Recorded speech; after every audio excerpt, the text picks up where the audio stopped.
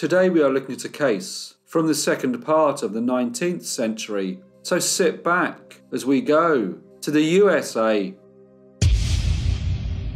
In the 1870s, New York was a thriving centre of commerce and culture. Its bustling streets and its strategic location at the mouth of the Hudson River played a pivotal role in American trade.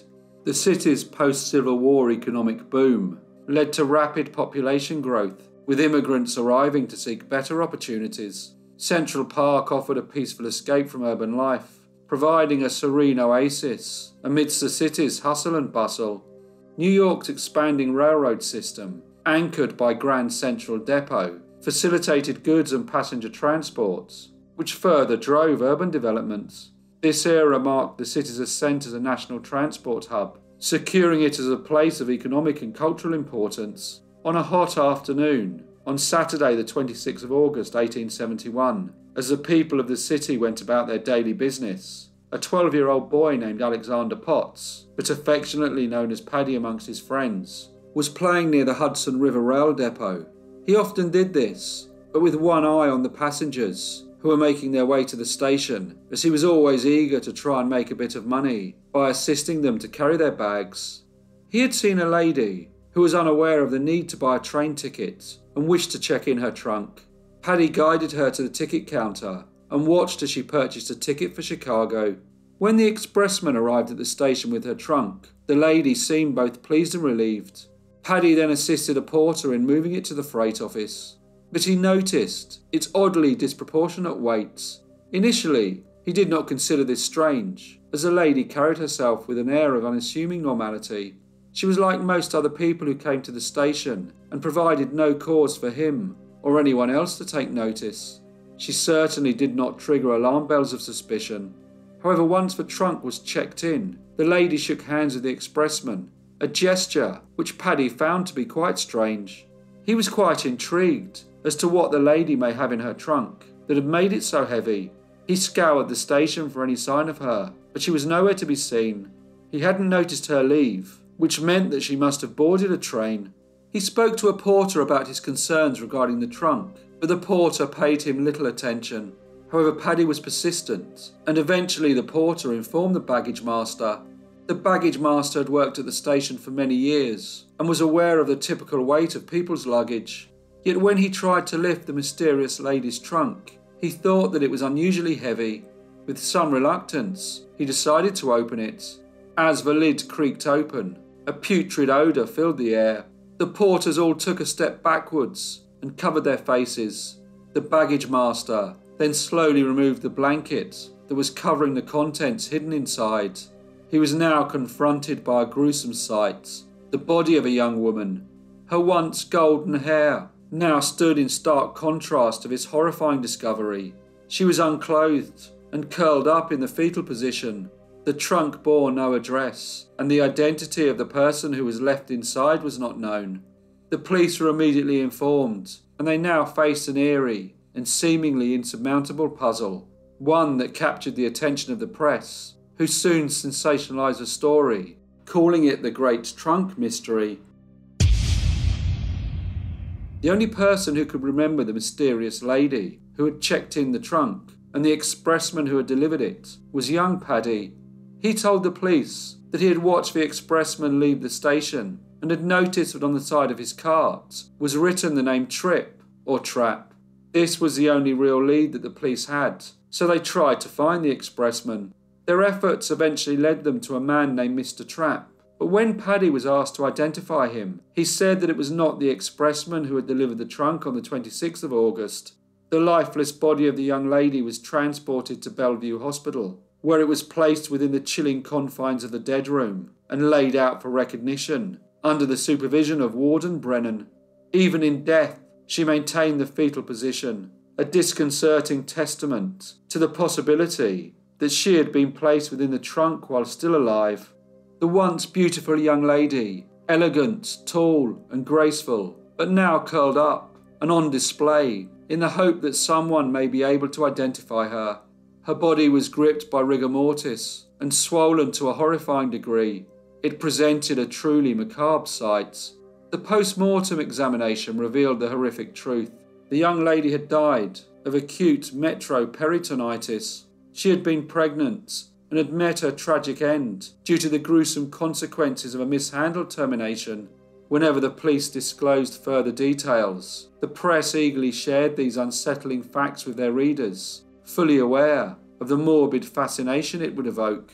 Just 2 days after the body had been found, an expressman named William Hickett came to the 18th Precinct Police Station. He claimed to have read about the case in the newspapers and believed himself to be the one who had transported the ill-fated trunk. He lived on the corner of 27th Street and 1st Avenue and informed the police that on the 26th of August, a lady had asked him to collect a trunk from 687 2nd Avenue and deliver it to the Hudson River Rail Depot. He added that she gave him a $5 bill and he returned her $4 in change. He said that this was a routine affair and that he had not given the delivery a second thought until he had read about it in the newspapers. Inspector Welling sent for young Paddy Parks and asked him if he recognised Mr. Hickett. Paddy said that he was the man who had transported the trunk. When questioned by the inspector about whether he recognised the cards, Paddy affirmed that it was indeed the same one that he had seen at the station. The accounts of the two witnesses, Mr. Hickett and Paddy Parks, were closely aligned, with only one notable discrepancy. Mr. Hickett asserted that he had not shaken hands with the lady.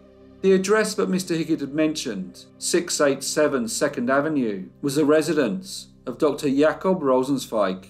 Jakob Rosenzweig was an enigmatic figure in the neighbourhood.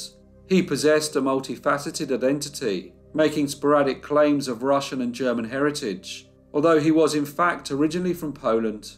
He was far from a virtuous presence in the community, for he was infamous as an abortionist who had abandoned a former life of running a beer saloon in favour of the more lucrative, yet clandestine profession of terminating pregnancies.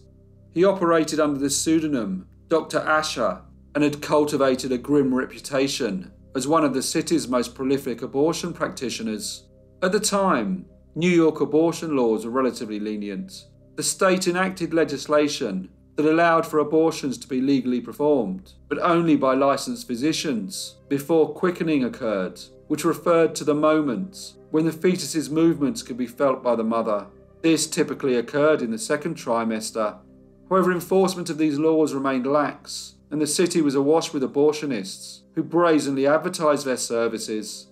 Jakob Rosenzweig was no exception, boldly placing advertisements in newspapers, offering immediate relief for women in distress. Inspector Welling, who was in charge of the case, immediately dispatched Sergeant Rooney and another officer to the house at 687 2nd Avenue, with instructions to arrest the doctor as soon as they were able. However, when they arrived, he was not home, and it was not until the early evening when he eventually returned and tried to enter his house unnoticed. However, he was spotted by the officers. Even though they had not seen him before, they had been told to look out for a man who was not very tall, but quite stout, and who probably weighed over 200 pounds. Mr. Rosenzweig was taken back to the police station. However, when interviewed by officers, he denied any knowledge of the trunk or of the express driver who had said he'd come to collect it. In fact, he seemed genuinely surprised that anyone would suspect him of any involvement in this horrible crime. The police had not been able to trace the young lady who had accompanied the trunk to the station, so Inspector Jameston went to the house in Amity Place, where Dr. Rosenzweig often operated from. Officers covered the entrances to the property, so no one was able to leave. An elderly lady lived there, who said her name was Mrs. Asher. There was also a number of young women who occupied rooms. The doctor had always operated from the rear, looking out onto the large, elegant garden. Young Paddy Parks was again called upon, and he was asked if any of these women were the lady he had seen at the station with the trunk, but he said they were not. The police managed to locate neighbours who confirmed that a trunk had indeed been removed from the property on the 26th of August. Soon more neighbours stepped forward to share their accounts with the officers, and soon a disturbing portrait of the situation began to emerge. The police were informed that every morning a group of young women would gather outside the house, from where Dr. Rosenzweig ran his operation, eagerly awaiting his arrival. It did not take long for rumours to spread throughout the neighbourhood that the doctor had been involved in the death of the young woman. At the centre of the Great Trunk mystery, people began to gather outside his residence, fuelled by the intense fascination to witness the site where the unfortunate young woman had met her tragic end. Many among the onlookers expressed their disgust at the practice he conducted there. The following day, a friend of Dr. Rosenzweig took down the sign that advertised Dr. Asher's practice in an attempt to deter the crowds from gathering outside the house. However, although the police now had the doctor safely in their custody, they were still unaware of who the young woman was who checked the trunk in at the station, and even more concerning, still had no idea as to the identity of the young lady who had been found dead inside it. The unidentified body had been displayed for public viewing in a desperate plea for information. This had drawn hundreds of curious onlookers who masked their noses with cloth soaked in carbolic acid so they could endure the overpowering smell.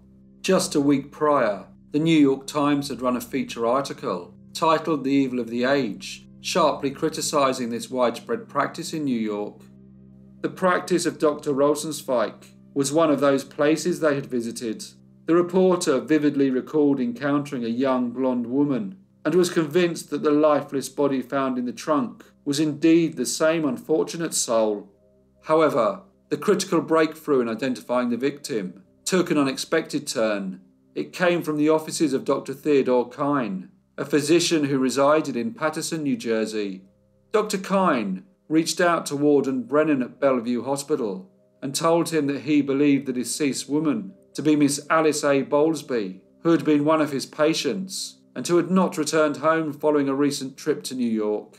Dr. Kine mentioned that Miss Bowlsby had a distinctive vaccination scar beneath her left elbow.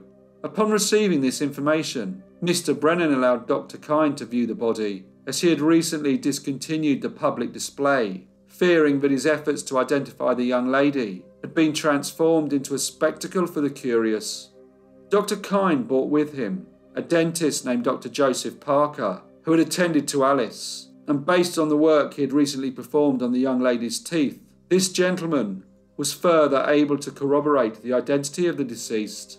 It was now Wednesday the 30th of August, and even though the body had been packed in ice, the unpleasant smell of death still hung in the sweltering summer air around Bellevue Hospital. When Alice Bowlsby's widowed mother heard about the horrible death of her daughter, she was plunged into inconsolable grief.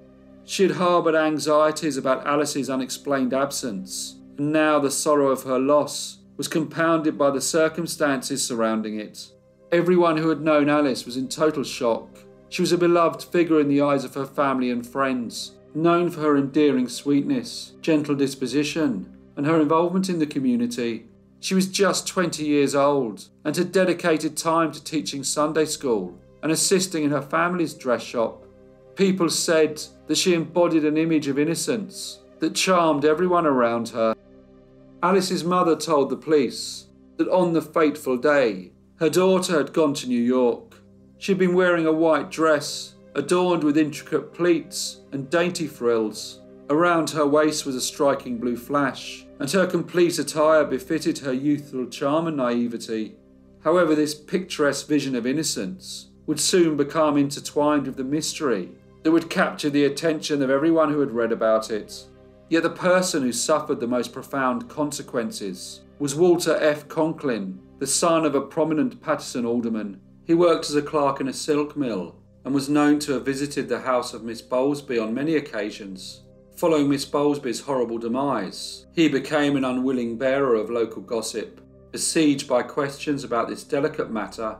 Each inquiry chipped away at his resolve, until just before lunch, while working at Dale's mill, he calmly entered the chamber where the silk was stored, and in a moment of despair, turned a gun towards his own head and discharged a fatal shot. His farewell note laid bare his torment over the situation and his reluctance to embarrass his family's name. It read, "I have long had a morbid idea of the worthlessness of life, and now to be obliged to testify in this affair and cause unpleasantness in my family is more than life is worth. Goodbye, dear father, mother, brother and sister. As the evidence continued to mount against him, the press had bestowed on the doctor a sinister nickname, the Fiend of 2nd Avenue. The investigation was a meticulous one, each step tracing the trunk's sinister journey, from the doctor's house to the train depot. The trunk itself held a dreadful secret, one that sent shivers down the spine of those who read about the case. And of course the doctor was no ordinary man. He was known in the shadows as an abortionist, and now it appeared that his clandestine trade had led to a tragic demise. The victim, a young woman whose life had been cut short due to a botched termination, had a name which was now etched into the annals of infamy. Her identity had been conclusively established, leaving no room for doubts. But it was a small, seemingly innocuous piece of evidence that seemed to seal Dr. Rosenzweig's fate. A delicate handkerchief bearing the name A. Bowlsby, discovered amongst his possessions. Despite this, the doctor still proclaimed his innocence. In the tumultuous courtroom, the stage was set for a battle of wits and legal acumen. Dr. Jacob Rosenzweig, known for his controversial profession, stood accused of a most heinous crime. But he was not alone in his fight for freedom. He had a formidable ally, in the form of attorney, Mr. William Howe, a name synonymous with the infamous law firm Howe and Hummel, renowned for their successful defence of New York's most notorious criminals. William Howe was a master of legal strategy and courtroom theatrics, and now he embarked on a relentless campaign to dismantle the chain of circumstantial evidence that had encircled his client. With every move, he sought to cast doubt upon the prosecution's case. He argued with eloquence and conviction that there existed no definite proof of Alice Bowlsby ever having visited the defendant's residence. To further muddy the waters, he presented an Ann Bowlsby from Brooklyn, who laid claim to the incriminating handkerchief. She told the court that she had known the doctor for many years and had unwittingly left the handkerchief there during one of her visits. The attorney continued to sow seeds of uncertainty into the minds of the jurors and highlighted a troubling fact. Alice's mother had not personally identified the deceased to be her daughter. In fact, neither had any of her relatives provided the police with a formal identification. Instead, they had relied on the testimony of the family's physician and the family dentist, which cast a slight shadow of doubt over the victim's identity. Mr. Howe skillfully proposed an alternative theory. Could it have been Walter Conklin, who had taken his own life after the tragedy, who had committed the murder and sent the trunk to New York? The courtroom brimmed with tension as a defence attorney painted a vivid portrait of uncertainty. Yet despite Mr. Howe's relentless efforts to cloud the waters of justice, the jury remained steadfast and unpersuaded. They sifted through the arguments, weighed up the evidence, and in the end, their verdict was unanimous and unequivocal. The defendant, Jakob Rosenzweig, was found guilty of second-degree murder. In that moment, the courtroom seemed to exhale, as if releasing a breath held for far too long, and justice, though fiercely contested, had been served. The judge didn't hold back, delivering the harshest punishment possible, a 7-year sentence of hard labour to be served at Sing Sing prison. Alice Bowlsby's tragic death had triggered widespread anger and condemnation throughout the state of New York. This led to protests against this rampant malpractice, and medical institutions across the United States were united in support, resulting in new medical licensing legislation aimed at eradicating this illegal practice. At the forefront of this campaign was the New York Times, who in their columns penned poignant words about Alice Bowlsby, portraying her as a victim of her circumstances, a young lady who had not come from great wealth, yet conducted herself with such charm and grace, a gift that could sometimes prove more perilous than any other. It was a solemn reminder of how such vulnerable women often fell prey to the unscrupulous individuals that surrounded them. An appeal led to a new trial, as it was successfully argued that the judge had allowed the unfair use of testimony from a former patient. This second trial was scheduled for November 1872. However, in April 1872, New York enacted a law which made these practices illegal. Since a death occurred before this law, he could not be tried under it. The new law also repealed the old one, leaving no legal basis for a prosecution. As a result, Jakob Rosenzweig was reluctantly released from prison, spending less than a year incarcerated. Hello everyone, and thank you so much for listening.